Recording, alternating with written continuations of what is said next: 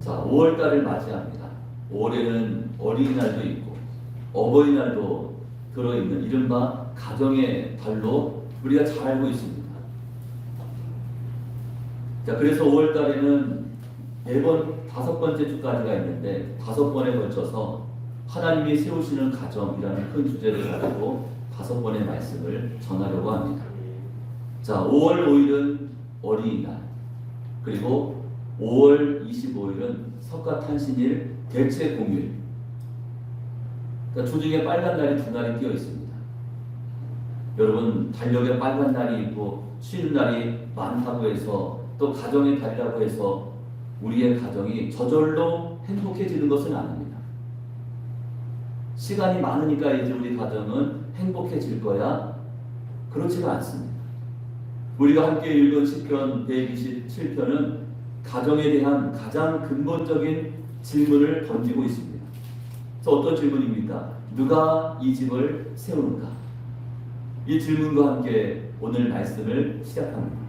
여러분, 혹시 이런 생각 해보신 적 있습니까? 나는 정말 열심히 살고 있는데 우리 가정은 왜 이렇게 힘든 걸까?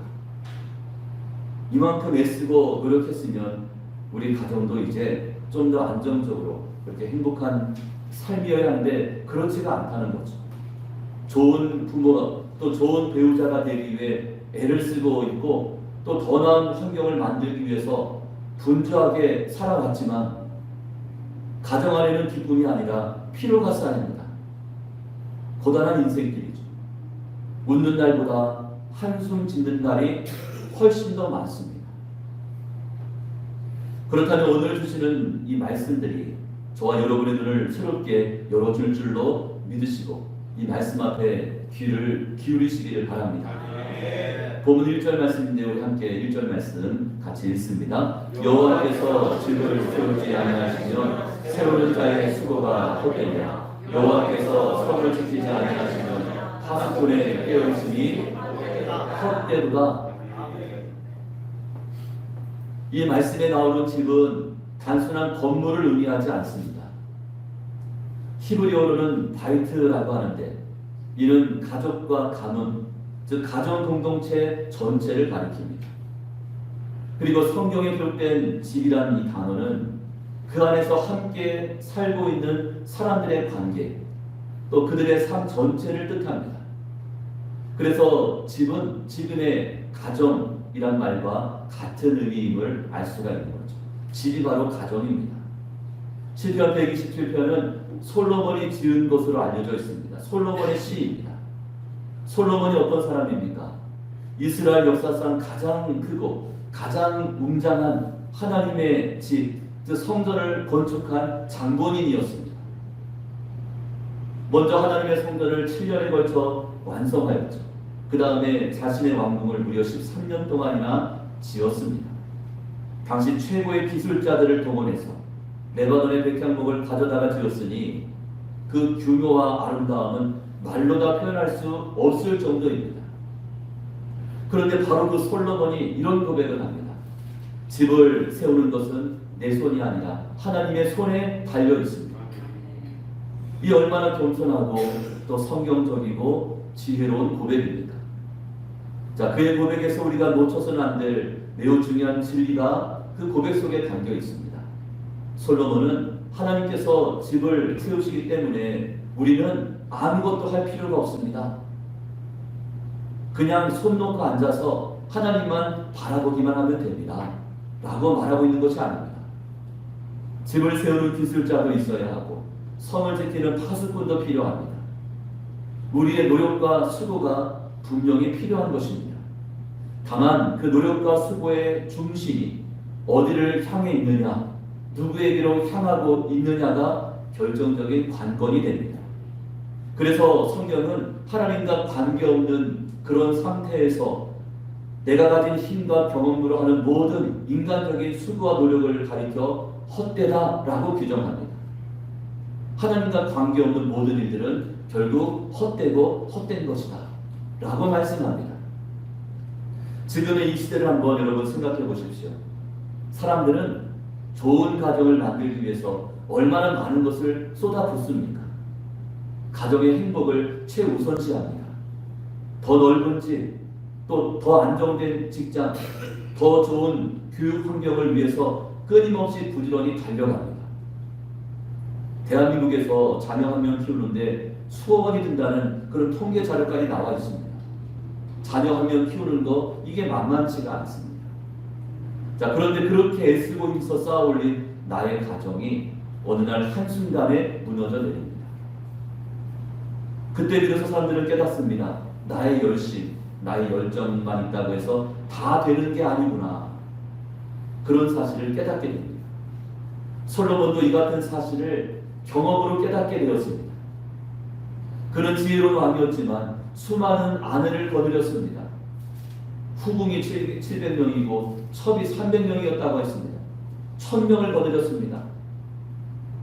그런 그의 가정, 결국 왕국의 분열이라고 하는 슬픔과 고통을 겪어야 했습니다.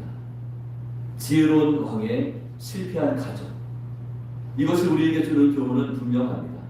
인간의 능력이 아무리 출중하고 아무리 뛰어나다 해도 하나님이 우리 인생에 간섭하셔서 우리 가정을, 우리의 삶을 친히 세워주시지 않는다면 그 모든 수고가 헛되다라는 사실입니다.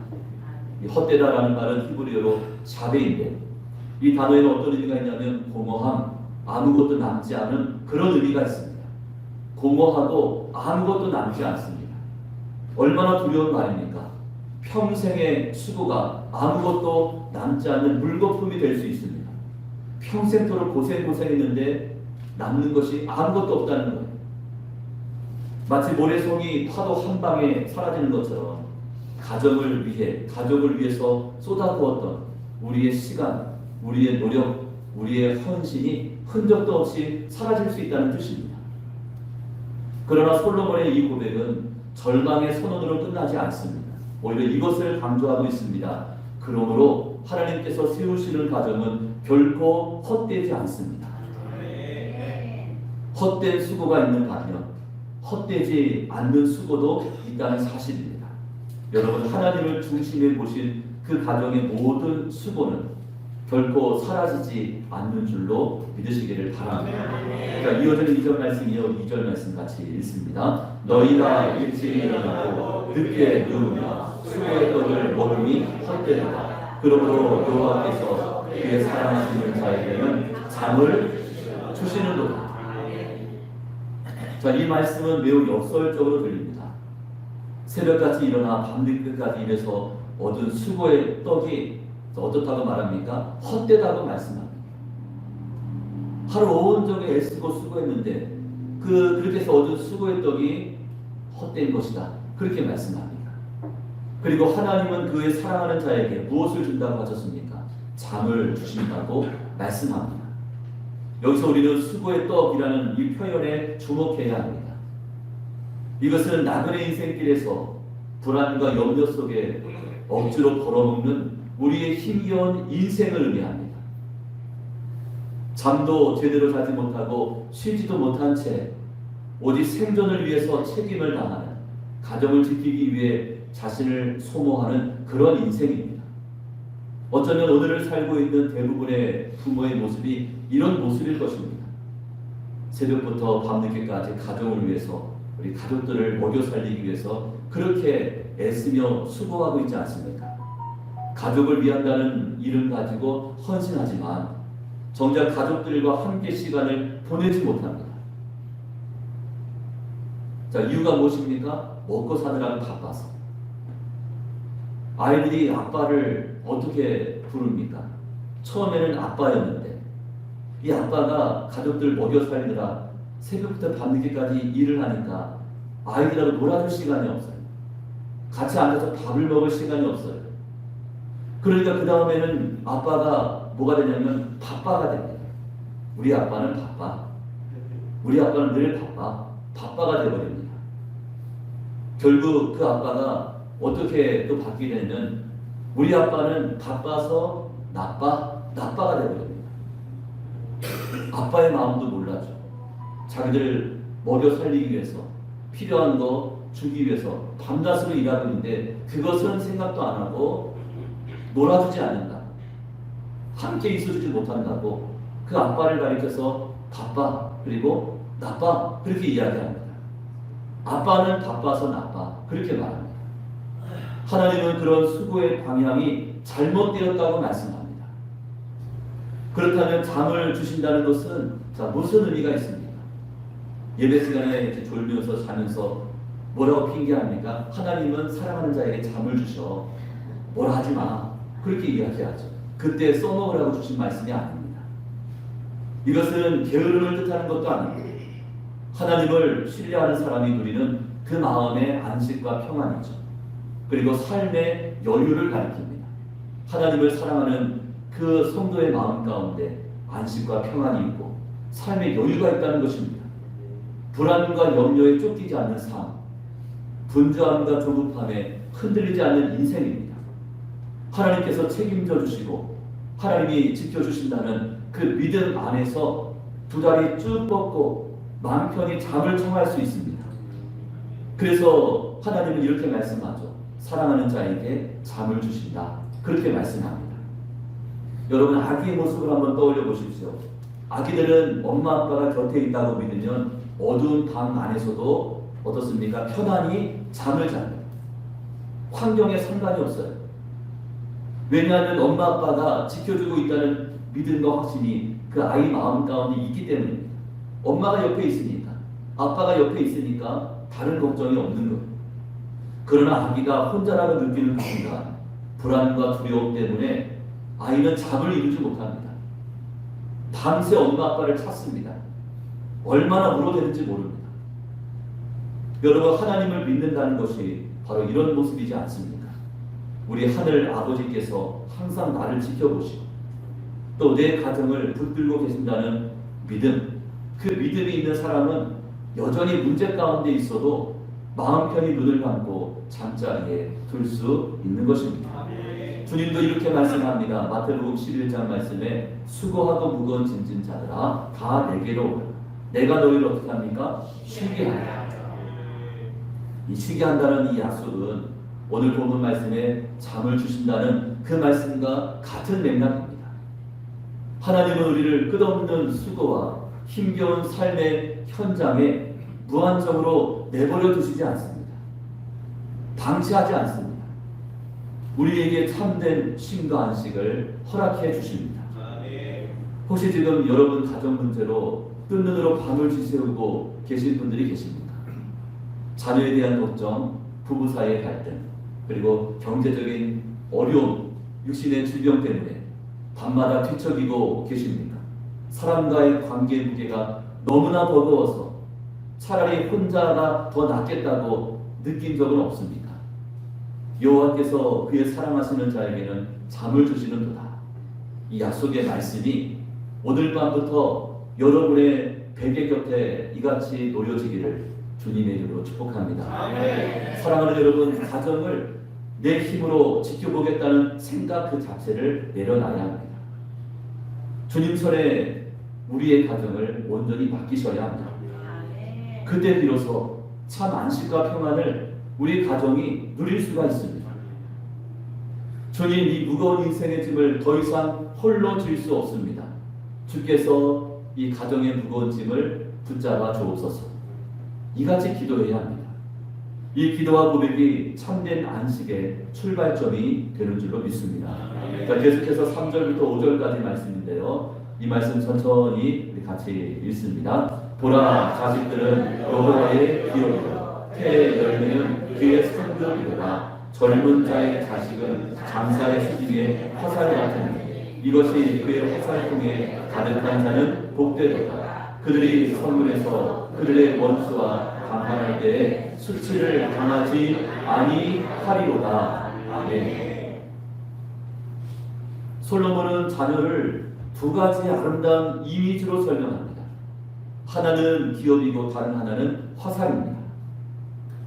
이 두 가지 표현 속에는 자녀에 대한 성경적인 관점이 깊이 새겨져 있습니다. 자, 자, 먼저 우리의 자녀는 기업이라고 했습니다. 기업은 유산이고 하나님께서 우리에게 맡기신 선물입니다. 쉽게 말해서 여러분, 자녀는 우리의 소유가 아니라 하나님께서 저와 여러분에게 잠시 맡기신 하나님의 자녀입니다. 자, 믿으십니까? 이 관점이 왜 중요합니까? 저희는 종종 자녀를 내 소유인 것처럼 그렇게 생각합니다. 이 아이는 내 거야, 내 소유야. 그런 마인드를 가질 때가 있습니다. 내가 낳았으니까 내 뜻대로 키우면 되겠지, 그런 생각입니다. 내 꿈을 대신 이루어줄 존재, 혹은 나의 노후를 책임져줄 존재, 그런 눈으로 바라봅니다. 이 아이가 잘 돼야 나중에 이 아이가 나의 노후를 책임져 줄 수 있겠지, 그러면서 아이들을 막 닥달하는 거예요. 여러분, 그 순간부터 가정은 삐걱거립니다. 조금씩 흔들리기 시작합니다. 그러나 자녀를 하나님의 기업으로 바라보는 순간 부모의 태도가 달라집니다. 조급함 대신에 무엇을 합니까? 하나님께 기도합니다. 자, 뭐라 기도합니까? 하나님, 이 아이는 당신의 하나님의 자녀입니다. 제가 잠시 맡아 기르고 있는데 이 아이를 어떻게 양육해야 합니까? 어떻게 가르쳐야 합니까? 말씀하여 주옵소서. 이 같은 태도로 부모의 마음이 달라지게 되는 거죠. 자, 이런 기도가 자녀에 대한 부모의 마음, 부모의 생각을 바꿔줍니다. 여러분, 자녀를 하나님의 기업으로 본다는 것은 자녀에게 무관심하라는 뜻이 아닙니다. 내 자녀가 아니라 하나님의 자녀니까 하나님 알아서 하시겠지, 무관심하라는 뜻이 아닙니다. 오히려 더 깊은 책임을 가져야 한다는 그런 의미입니다. 내 기준이 아니라 하나님의 기준으로, 내 욕심이 아니라 하나님의 뜻에 따라서 맡기신 그 아이들을 양육해야 합니다. 그것이 더 성숙한 사랑이고 그것이 훨씬 더 아름다운 부모의 모습입니다. 잠언은 이렇게 말씀하죠. 잠언 22장 말씀에 보면 마땅히 행할 길을 아이에게 가르치라. 그리하면 늙어도 그것을 떠나지 아니하리라. 여러분, 마땅히 행할 길은 부모가 정하는 길이 아닙니다. 마땅히 행할 길은 하나님 보시기에 옳은 길입니다. 성경은 뭐라고 이야기합니까? 주의 교훈과 훈계로 양육하라고 했습니다. 부모의 역할은 그 길을, 그 말씀을 아이에게 가르치고 그 길로 안내하는 것, 이것이 부모의 역할입니다. 다음으로 우리의 자녀는 화살이라고 말씀합니다. 치위에서 떠난 화살은 관역을 향합니다. 이처럼 화살은 분명한 목적과 방향을 가지고 날아갑니다. 목적 없이 날아가는 화살 존재하지 않습니다. 그런데 화살의 그 방향은 그것을 쏘는 그 사람 손에서 결정이 됩니다. 궁수가 어디를 향해서 시비를 당기느냐가 중요한 것이죠. 부모의 역할은 자녀라는 화살을 하나님이 원하시는 방향으로 겨냥하여 쏘는 것입니다. 그러나 중요한 사실은 화살이 활을 떠나는 순간부터 더 이상 궁수의 손에 있지 않다는 것입니다. 자녀도 마찬가지입니다. 언제까지 여러분의 손에 자녀가 있겠습니까? 그렇지 않습니다. 언젠간 때가 되면 부모의 품을 떠납니다. 이것이 성경의 원리이기도 합니다. 부모의 손에서 멀어집니다. 결혼하여 자신의 가정을 이룹니다. 자신의 삶을 살게 됩니다. 그렇기 때문에 자녀들의 삶의 방향을 언제부터 잡아줘야 합니까? 어렸을 때부터 바로 잡아줘야 합니다. 하나님의 방향으로 선한 삶을 향해 날아갈 수 있도록 어렸을 때부터 가르쳐야 합니다. 그것이 바로 가정에서의 신앙 교육입니다. 어떤 부모는 이렇게 말합니다. 신앙의 자유가 있기 때문에 우리 아이에게는 신앙을 강요하지 않겠습니다. 스스로 의지를 가지고 종교를 선택할 수 있는 기회를 우리 아이에게 주고 싶습니다. 벼랑맞을 말을 하는 거죠. 이것이 과연 하나님의 마음이겠습니까? 절대로 그렇지 않습니다. 여러분, 방향 없이 날아가는 화살, 관역을 맞출 수 있는 확률은 거의 불가능합니다. 관역을 맞출 수가 없습니다. 신앙도 마찬가지입니다. 어릴 때부터 하나님을 알고 하나님을 믿고 교회를 놀이터 삼아서 예배 가운데 머물렀던 우리의 자녀들 세상의 유혹과 흔들림 속에서도 중심을 잃지 않습니다. 넘어졌다가도 다시금 일어섭니다. 믿음을 끝까지 지켜냅니다. 어렸을 때부터 주일날 교회 가는 거 너무나 힘겨워하고 그러니까 아예 그냥 내버려둬버려요. 네 마음대로 해라. 주일을 지키지 않게 되고 교회 와도 잠깐 머물렀다 가버리고 여러분 그랬던 아이들은 세상 가운데서 마음의 중심을 지켜낼 수가 없습니다. 믿음이 없기 때문이죠. 믿음의 뿌리가 얕기 때문에 세파를 견뎌낼 수가 없는 것입니다.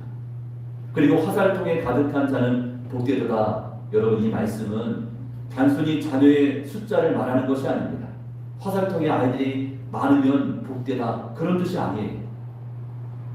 물론 당시 문화권에서는 자녀가 많다는 것을 하나님의 축복으로 그렇게 여기기도 했습니다. 하지만 이 말씀에는 더 깊은 의미가 있습니다. 하나님을 향해 날아갈 수 있는 자녀, 또 하나님을 향해 바르게 준비된 자녀를 둔 그 부모가 복이 있다는 것입니다.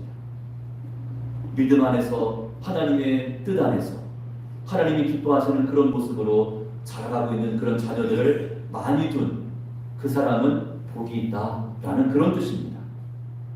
또 성문에서 원수와談판할 때 수치를 당하지 않는다는 말씀은 인생의 위기와 시험 앞에서도 당당히 맞설 수 있음을 의미합니다. 이처럼 믿음 안에서 바르게 자란 자녀는 어떻습니까? 부모의 기쁨일 뿐 아니라 하나님의 기쁨이 되는 줄로 믿으시기를 바랍니다. 이제 말씀을 냈습니다. 사랑하는 여러분, 오늘 저희는 한 가지 분명한 사실 앞에 서 있습니다. 결국 가정의 문제는 환경과 조건의 문제가 아니라 바로 주인의 문제라는 것입니다. 집을 누가 세우는가? 삶의 무게를 누가 짊어지고 있는가? 자녀를 누구의 손에 맡기고 있는가? 이 질문에 대한 답이 가정의 향방을 결정합니다.